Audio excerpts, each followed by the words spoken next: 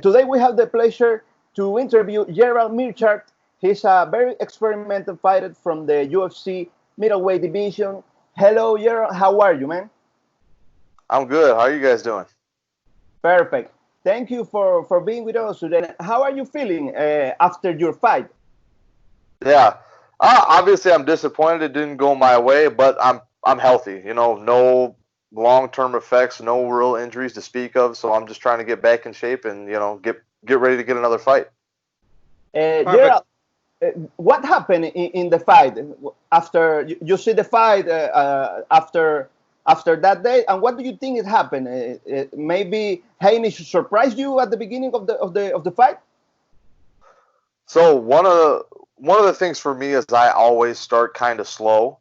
Um, it's been that way since I started fighting 13 years ago, and it's probably not going to change now, right? So there's a couple of tactics I can make a little bit different to fix that on my end. But he moves a lot different than most guys. He kind of hit a fake, like he faked like he was going to shoot and through the overhand. I happened to bite on it. And it's one of those things, I've been in there with some of the best guys in the world. I fought Thiago Santos, and I didn't get hit where I got dropped like that. So it's like that one, he happened to catch me, and I didn't see the punch coming. So, 9 times out of 10, I can take that punch, but it only takes that one. And kudos to him for making me bite on the fake as bad as I did. I gave him an opportunity, and he took it. And, unfortunately for me, once I took the shot, I went down. And when I came to, it was just about the time that the ref was telling me that I got to move or he's going to call the fight, right? And usually when you get like a flash knockdown like that, so like I remember the punch coming, and then I don't remember anything till I hear the ref. And then it's like you can start hearing stuff and slowly seeing stuff, but your body's not reacting very quick. So it was one of those things where like I could hear what was going on, and I was about to move, but it was too little, too late. So it's a game of inches when you get near the top. And, you can't take anything for granted. You make one little mistake, and that could be the fight. You think the ref stopped the fight well? Yeah, I mean, if he would have let it go in, I think I could have recovered and been okay. But it's not a bad stoppage because the rule is to protect yourself at all times intelligently. So I got dropped. He wasn't throwing anything huge, but he kept touching me enough, right, to make the ref worried. And if I'm not getting up as fast as I should be, that's not a bad stoppage. So I got no complaints about that. And before the fight, well, we all know what happened, with the changes of rival and everything. Do you think that affect your performance on the fight?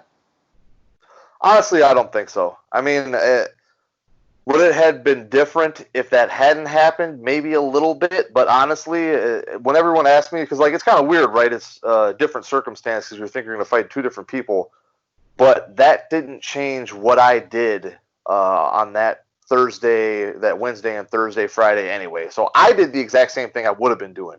The only thing different is I had a couple quick phone calls and I had to sign some different paperwork. Perfect.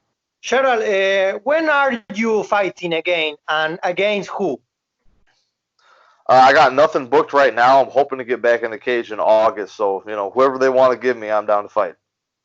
Perfect. And do you want any name in particular for the next fight?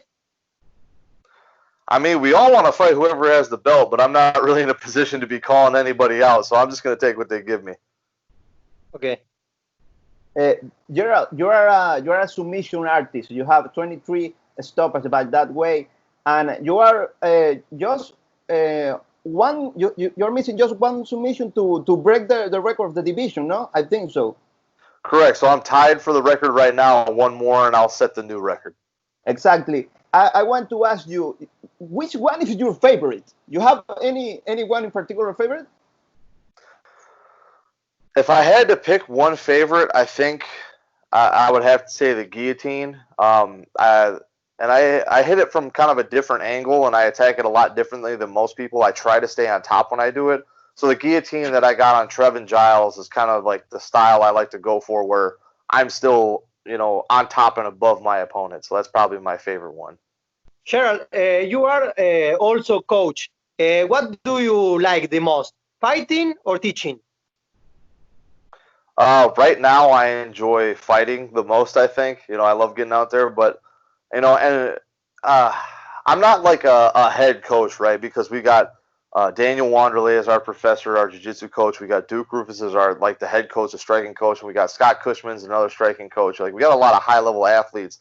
I'm just one of the more veteran guys, and you know I got a pretty well-rounded skill set where I will help coach in a sense. You know what I mean? But that's not my official title yet. When I'm done fighting, after that's all done, I'll probably look to be a full-time coach. I might even open my own gym if I can. So. When that time comes, I'll enjoy it, and I enjoy helping the guys now, right? Because anytime I can help my teammates get better, it's going to make me better. But right now, I really enjoy getting in there and getting to fight myself. You're still going to fight, no? You're not planning to retire yet. Oh no, I got plenty of fight left in me. Yeah, we got at least another 5-10 years before I'm done. Nice. Glad to hear that. Well, know that you train on Roufusport, of course.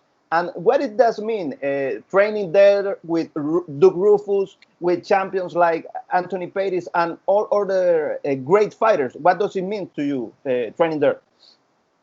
I mean, it's great. I love it. I love the system. I love the way that everything we do has a purpose, especially like in the striking department. There's a reason for everything you do, right? And it's not just based on one thing or the other. And we train all different styles. So Duke came up, actually started in like sport karate, kind of similar to Stephen Thompson. And then he slowly moved, like he had some boxing fights and he moved more into Muay Thai later. So we can get a lot of different looks that way. And then even in our jiu-jitsu, our professor Daniel Wanderley, he's under Carlson Gracie. So that's always been a more fighting style of jiu-jitsu. You know what I mean? So we're not as focused. I still train in the gi very, very often.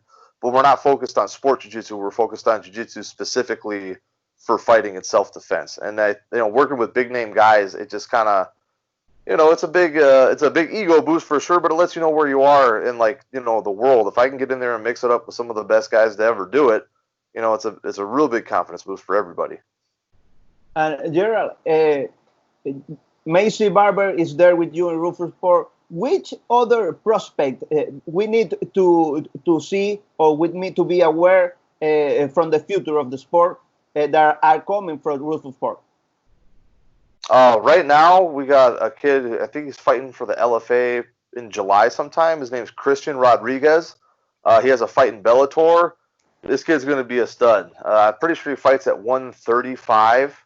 But, he's worked all his way up through the amateur. He wrestled a little bit in high school. He's been at Roufusport for a long time.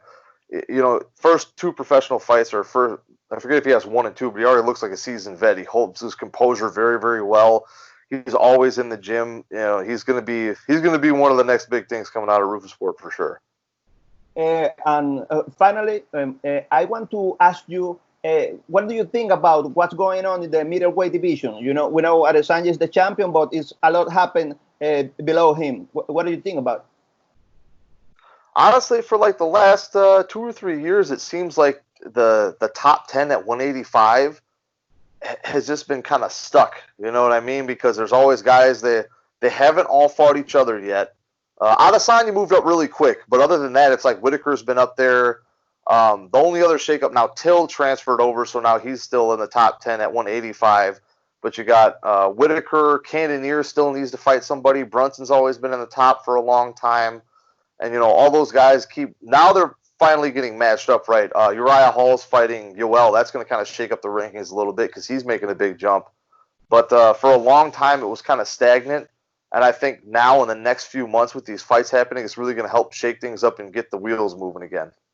Gerald, which is your favorite hobby? Maybe playing the saxophone or not? I don't know if it's my favorite, but it's up there. I do enjoy it quite a bit. Okay. You do it very well, my friend. I try. Well, Gerald, thank you very much. It has been a pleasure for us having you in Somos MMA. And we hope to see you soon again in the Octagon, man. I appreciate it, guys. Thanks for having me on. Gracias por visitar Somos MMA en YouTube. No olvides suscribirte a nuestro canal y activar las notificaciones para seguir disfrutando de nuestro contenido.